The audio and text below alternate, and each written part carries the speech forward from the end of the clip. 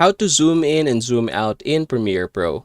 Make sure to watch this video until the end so you don't make any mistakes. I'm just going to go ahead and click my clip, and then we're going to go ahead and open Effects Control. Now here in the Effects Control, you're going to go ahead and basically move the playhead. Say for example here, this is where I want to go ahead and start the zoom in process. So I'm going to click the position, click scale, and then we're going to go ahead and move, say for example, about 10 keyframes, or depending on how long you want the zoom in to happen.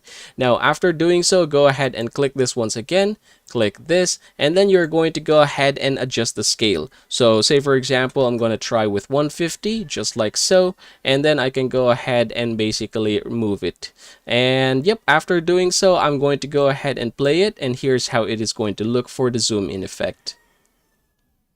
All right, there you go. So that's a zoom in, and then I'm just going to go ahead and wait for them to be out of the frame, or almost out of the frame. Now here I'm going to click this, just like so, in order to add a new keyframe, and then we're going to go ahead and basically move a little bit further until they are out, and I'm going to add a new keyframe, and we are going to go and set it back to how it was. So by default it's 960, 540, and 100. And yep, let's go ahead and try to play it. All right, there's our zoom in. And there's our zoom out. And that is how to zoom in and zoom out in Premiere Pro.